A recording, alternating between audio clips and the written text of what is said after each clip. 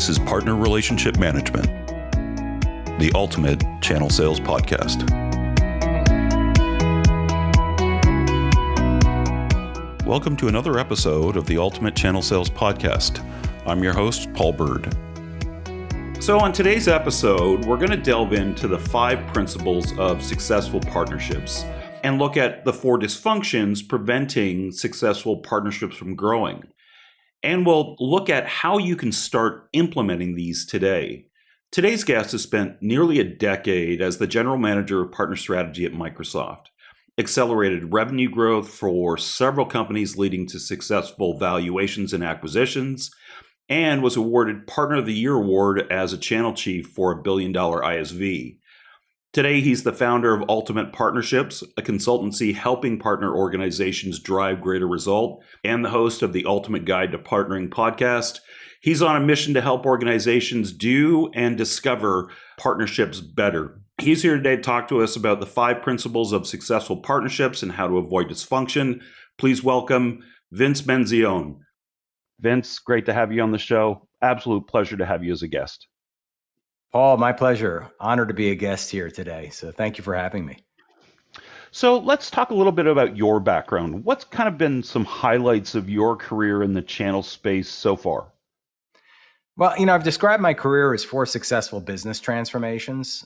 Started out in the early days of wireless computing, carried a bag in the early part of my career.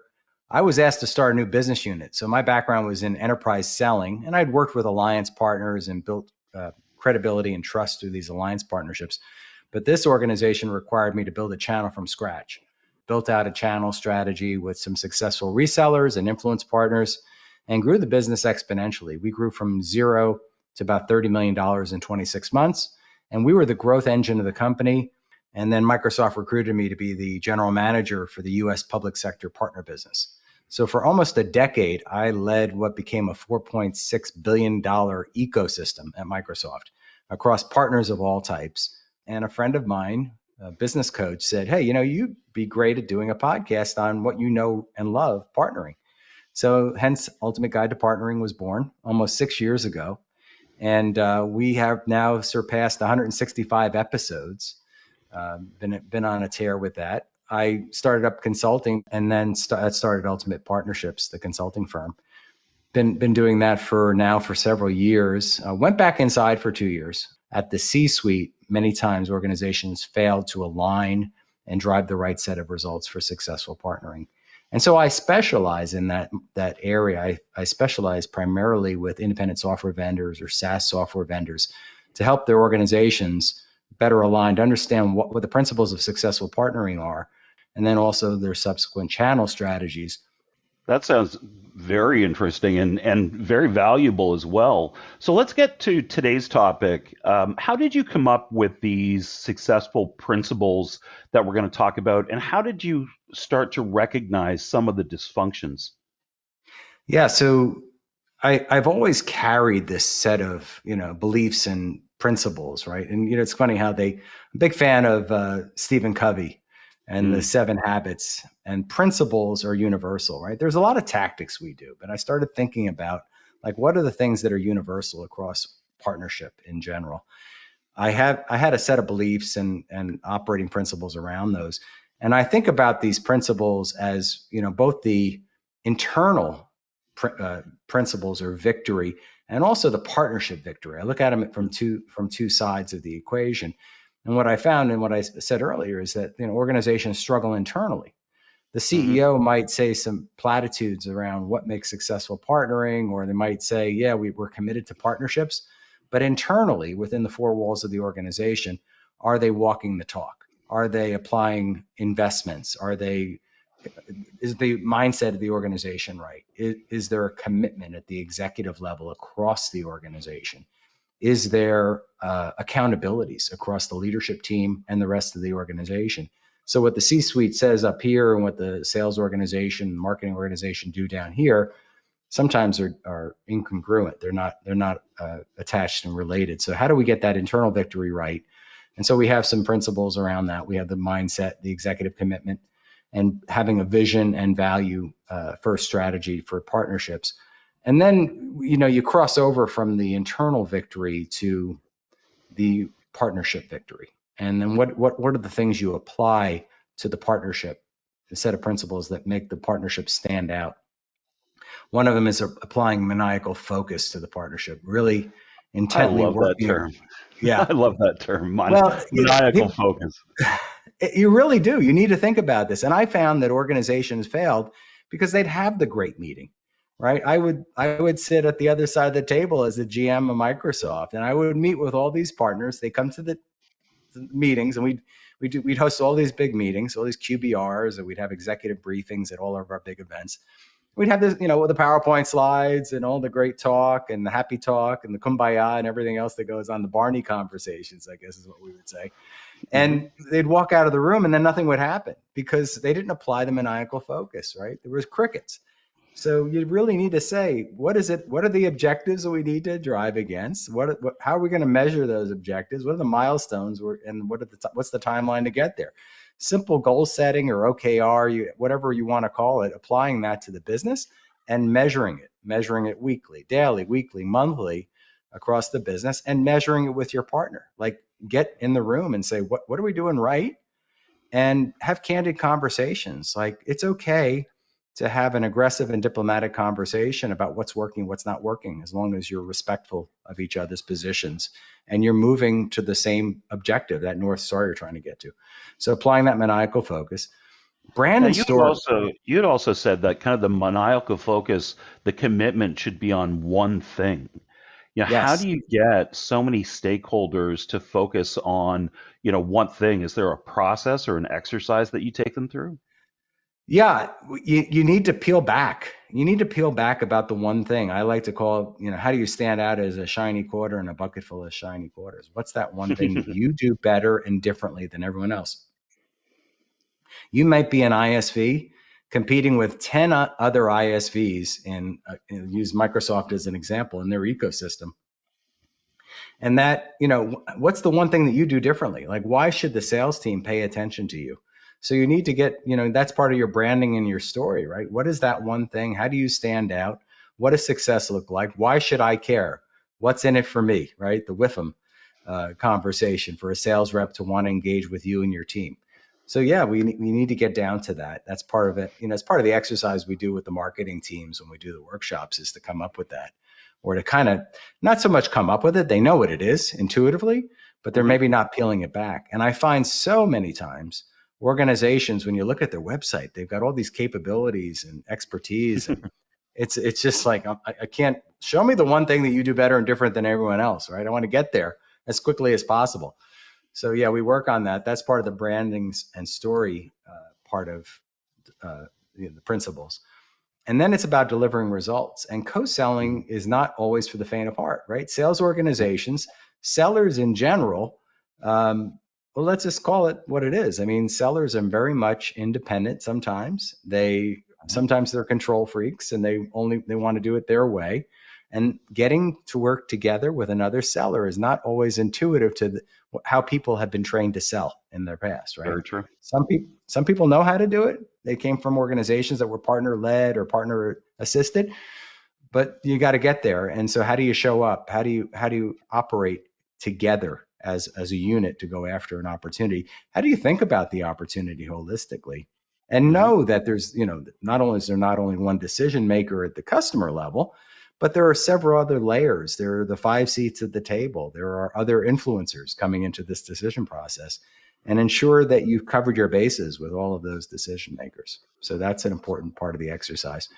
And then the last piece is around agility, because as you know, things change. Our economy changes, technology changes, and you need to be agile. You need to understand how to pivot. You need to understand and be intuitive enough to know that maybe I need to invest in other areas or strategies that I think intuitively I know will get us where we need to go in terms of our objective or strategy.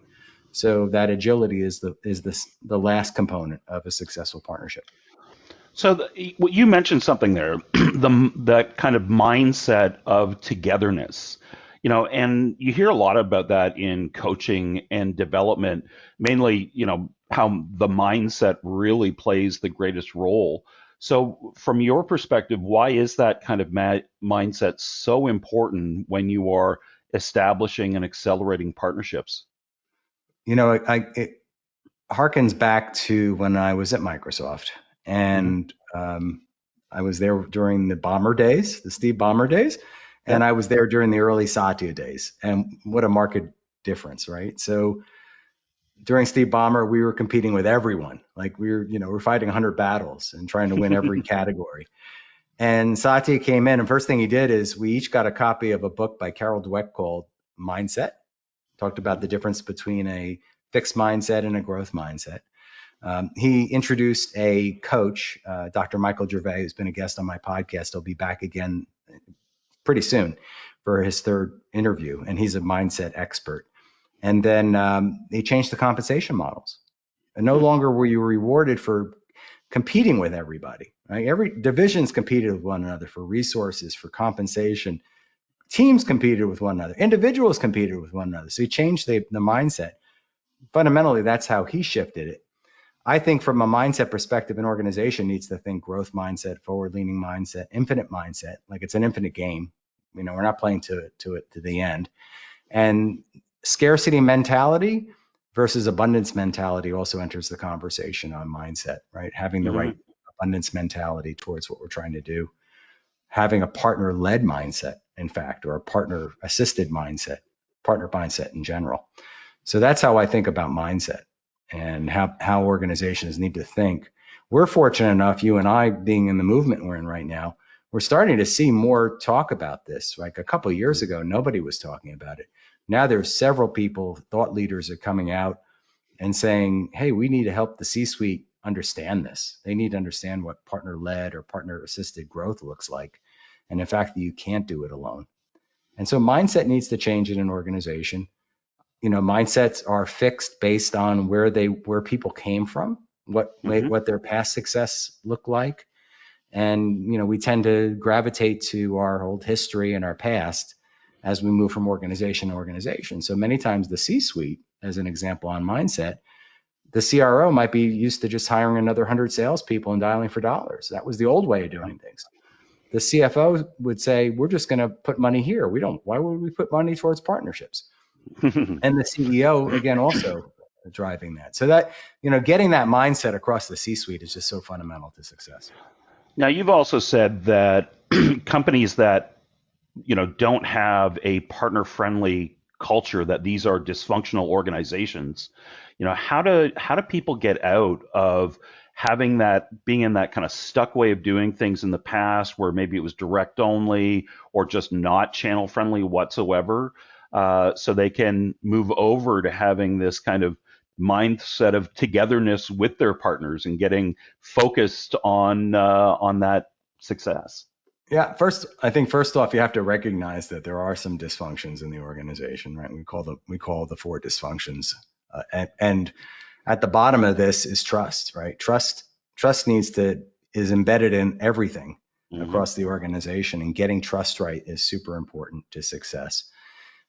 Organizations fail because they don't trust their partners, B, they don't trust the process of partnering, and C, they don't trust the organization that is currently given the responsibility for driving partner strategy. And so organizations need to get that trust factor worked through as well. And that's a super important factor. Other areas are, the mindset obviously is also a dysfunction, not having the partner mindset, not being deliberate enough in the engagement, super Hmm. important communication, engagement. I talked about like getting the seats at the table, getting everybody in the room to have those conversations. A lot of times we're afraid to have those, right? So Hmm. we sign an agreement, we have the meetings, we get together, but intuitively we're not really trusting one another, and we're not saying what we really want to say to each other in order to further the cause together. And so that also becomes a factor in certainly the dysfunctionality of partnerships. So, what would you say to, let's say, new VP taking over partnerships, ecosystems? They've been hired to build that channel. I know you've done this in the past, Yeah. but it's old-fashioned company, right? They're not channel friendly. what advice, what recommendations would you provide to help them make that cultural shift? Or is it even possible? I think you certainly have to be open-minded. We educate. One of the things we do at Ultimate Guide to Partnering on the podcast is we try to exhibit what success looks like, right? The guests Mm-hmm. that I bring to the platform generally are leaders in the partnership space. They come from leaders and vendor organizations or hyperscalers like Microsoft, Google, and the like. But, most recent episode, we had a channel chief who's been channel chief at 3 organizations where she has built very successful partnership strategies. And I think you have to look around the room and see what are other people doing and how are they driving success and what are the results that they're achieving versus the results you're seeing today.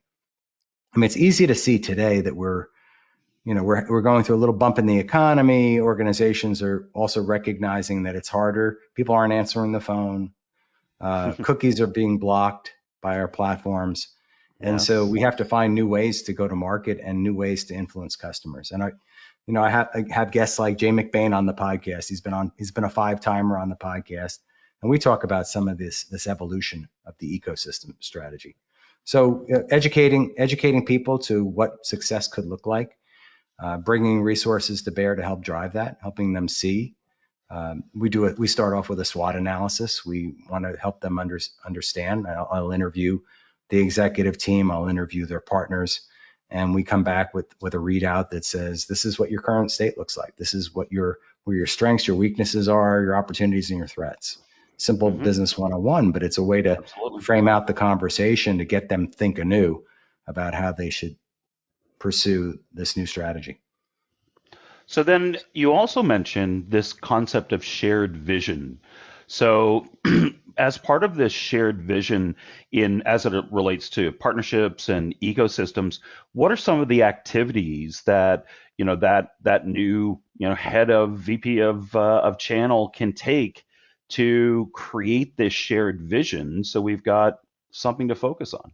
Well, somebody needs to put a stake in the ground, right? Mm, And generally, you hope that new channel chief or that new ecosystem leader is going to do that, right? You're going to need to work across your own organization to determine what is our North Star? Where do we want to take this?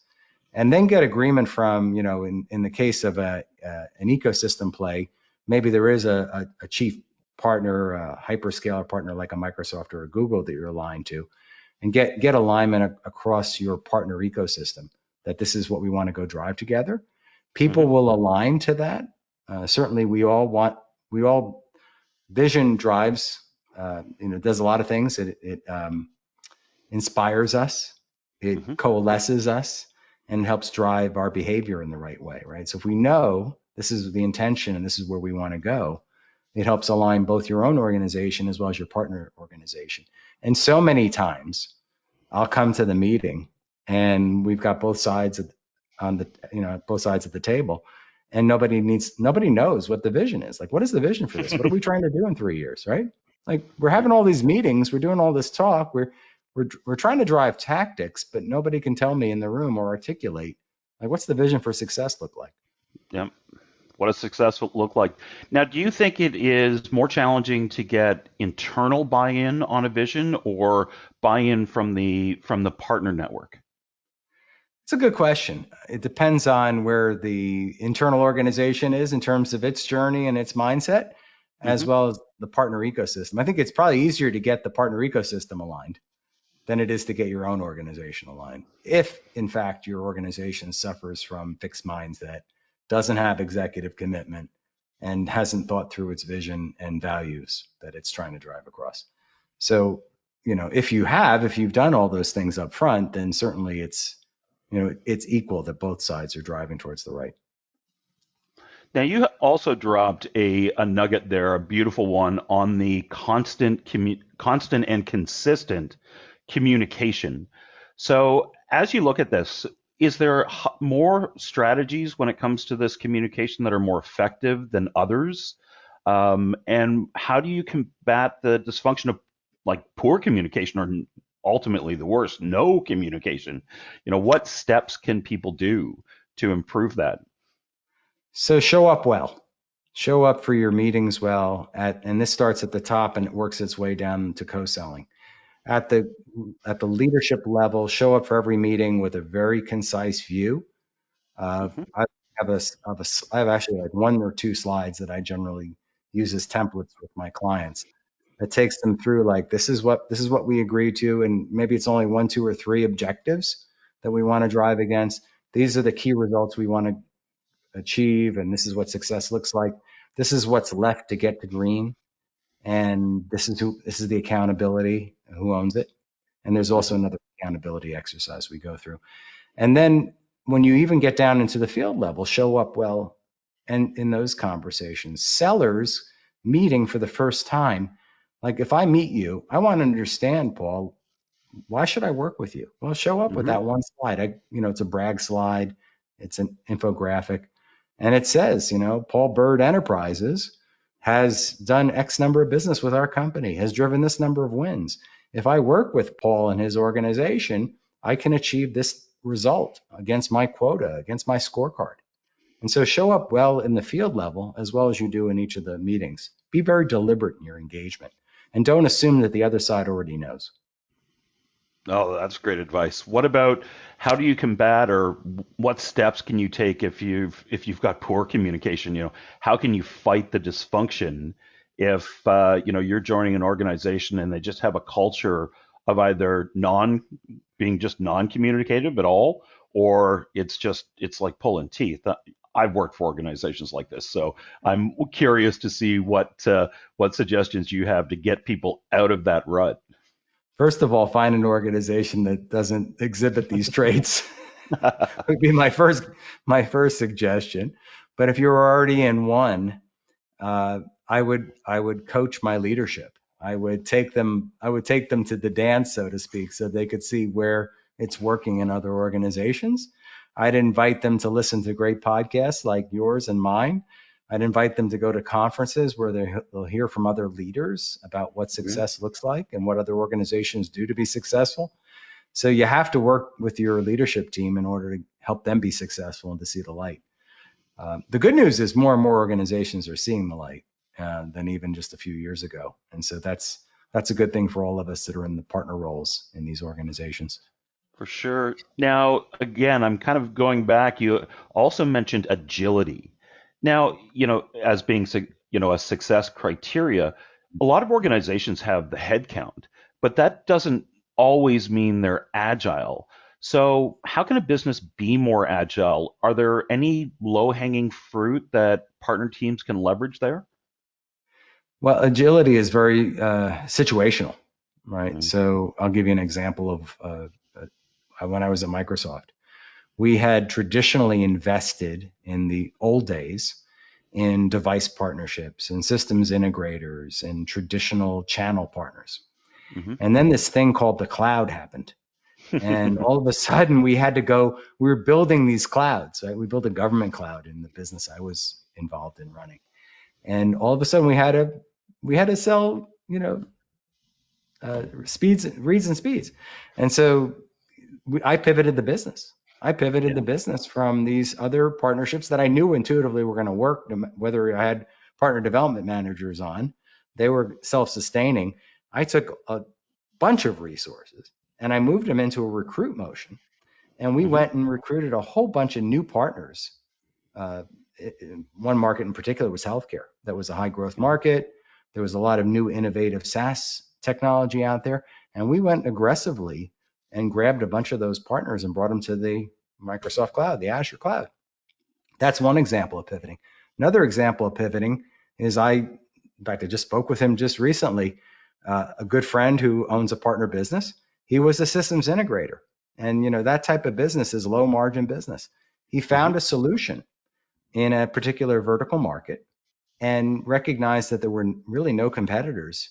And he built a successful SaaS software company focused in, it's on the law enforcement industry. And he Mm-hmm. pivoted his business from being, and it was very painful, by the way, because you have the revenue that's coming in today and you're investing in your future state.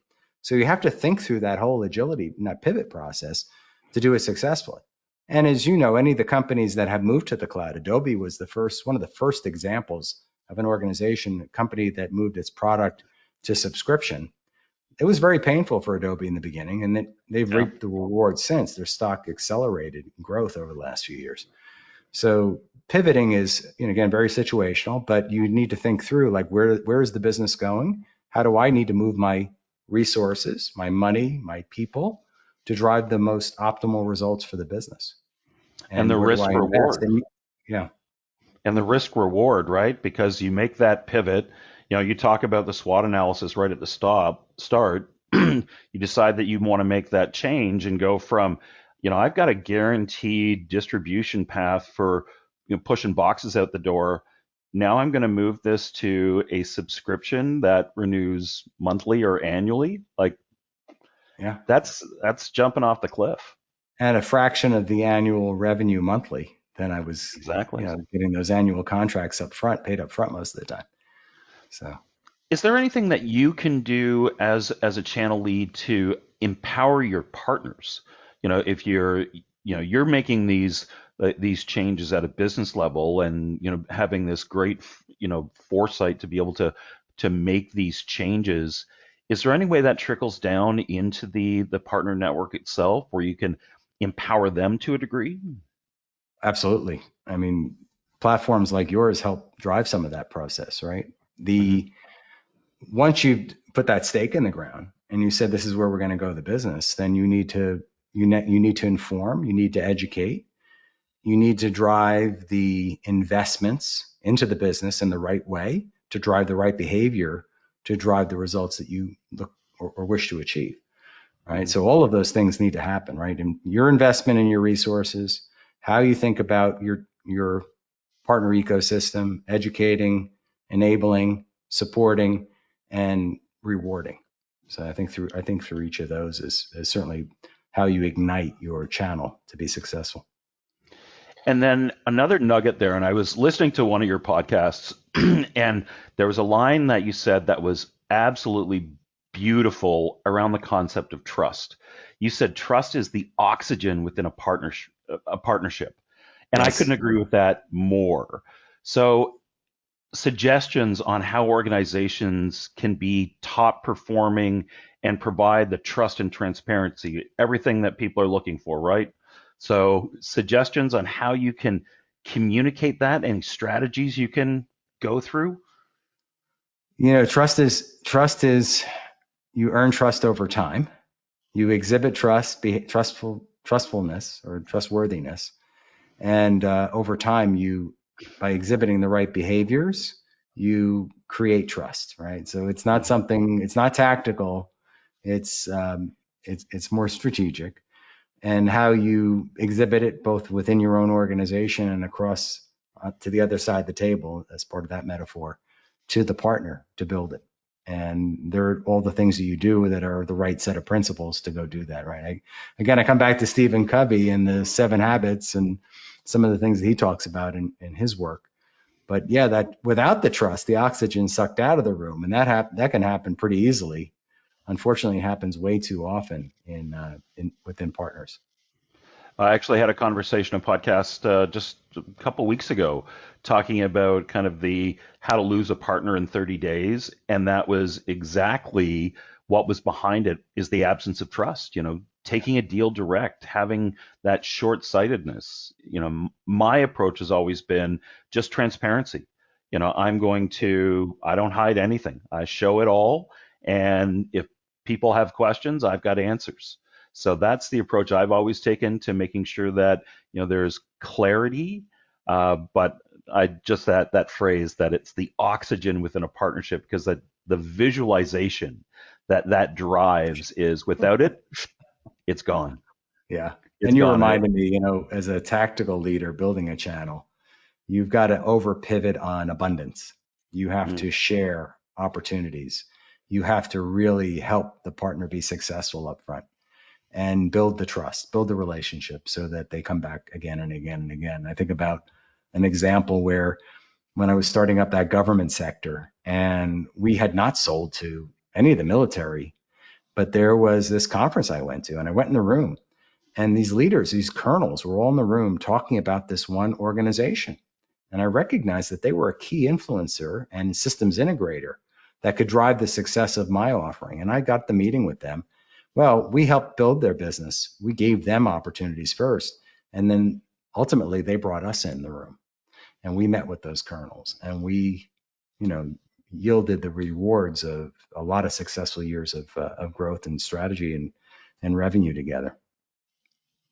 So the Ultimate Partnerships, the consultancy that you run right now, tell us a bit more about that and how you kind of take an organization that has maybe in the past been not overly channel friendly, maybe is looking for a new mindset, maybe they have new leadership. What's the kind of secret sauce, to a degree, of what you can share with us that, the evolution path that you would like to take them on? And again, it's situational, but again, starting out with a set of principles, there are things that we do around each of those principles to ensure that they're successful.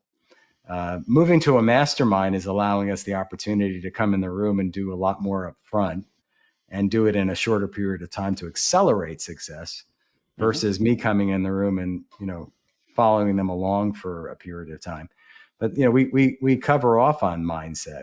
I meet with the leadership team. I talk to them about what success looks like, what commitment looks like, how they need to think in their organization across each of the functional areas and who's responsible, accountable for each of those functions. And then what does that strategy look like across their partner ecosystem? Do they have an alliance strategy? And what does that look like? Do they have a channel or influencer strategy? Do they have a tech partner strategy? And then holistically looking across all of that ecosystem approach.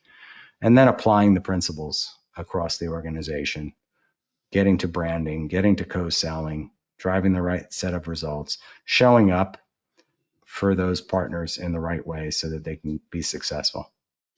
Perfect. So if we start to wrap things up, if organizations embody your principles first of all, avoiding the dysfunctions, but really looking on, culture, commitment, communication, trust, what sort of results do you think they can expect? Well, we hope to achieve their greatest results. And those numbers are dependent, again, on the organization, where they are today, where they're going in terms of the future.